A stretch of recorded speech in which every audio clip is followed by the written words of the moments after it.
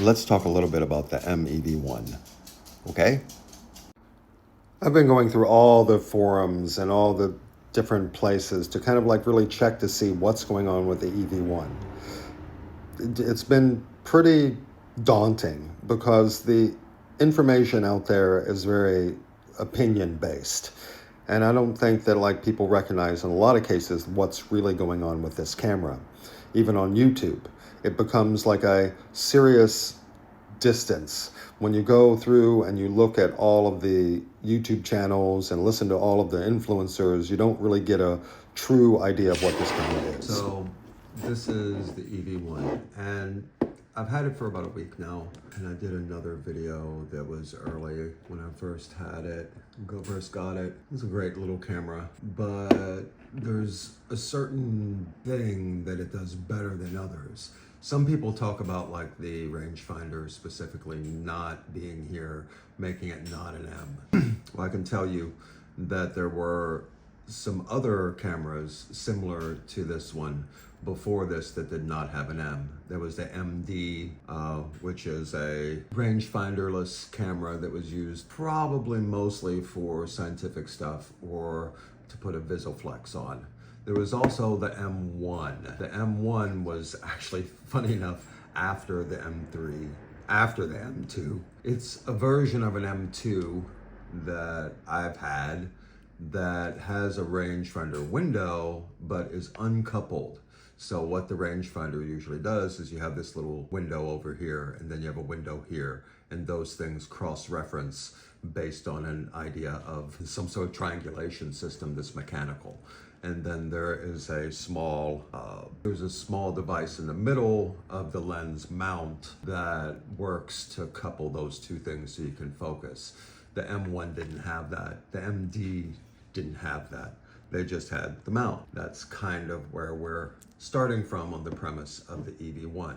Except, turn this over, it has an EVF. The EVF is very specific to this camera, but also it's the same exact EVF as the Leica Q3. In fact, it works very much the same, except now you have a Q3 type camera, meaning a mirrorless camera that has removable lenses, as the Q3 only has one lens, and it also has autofocus. There is no autofocus here.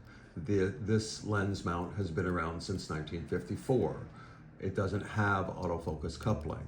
What it does have is another type of electronic moment to where it has a coded thing so it can give direct lens communication to the camera itself, so that the camera can make the micro adjustments. If you notice how small an M is, this little line here, besides being the line that tells you where the shutter dial is also about where the plane is for the sensor.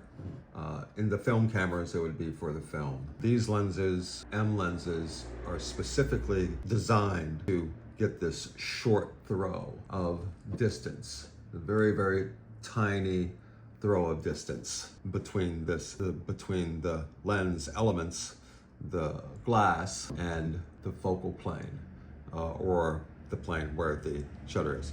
That's very different. So putting this lens on another type of camera body, for instance, the Leica SL, which you can do with an adapter, or any other brand of camera, doesn't give you the same performance as you would an M lens on an M style camera, which is what the EV1 is. What the EV1 does is it takes the idea of the lens and it gives you the ability focus. See on this bottle over here, or my whatever thing. It gives you the ability to focus using the LED screen directly through the lens, or you can go to EVF only. That means if you see this little light going on here, the EV is on all the time. Now, what that means is that you can use these lenses, and some of these lenses are very old. This one's from 1957.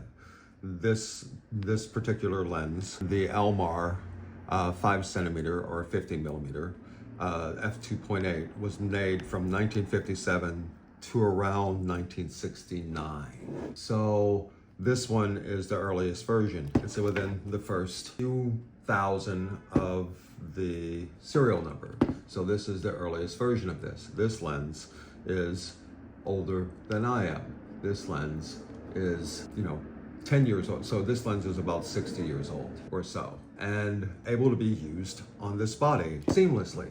You can see what's going on. Now, how does this differ from any of the other electronic viewfinder cameras? Well, it does in a couple of really interesting ways. For one thing, this is a Leica lens. This is a Leica camera. This lens has menu options. The menu options are for focus aids. You can take the focus aids and make them manual, or you can make them automatic.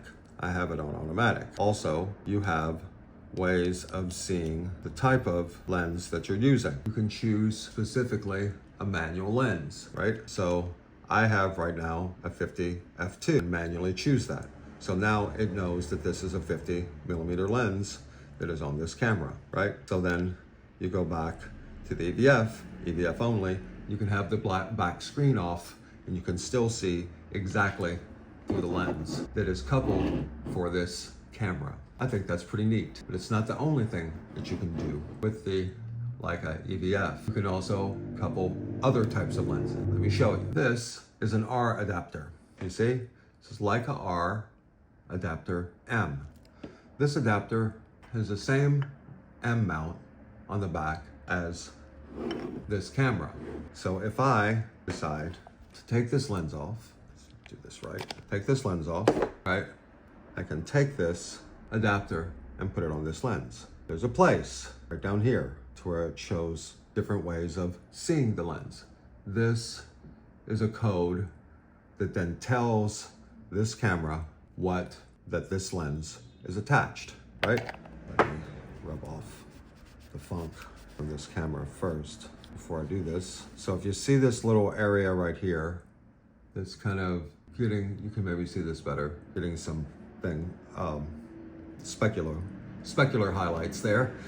You can see that this coded area on this lens goes into this, and now you have an extra mount that actually talks directly to the camera. So when I take another lens like this, our lens, this lens is a zoom lens.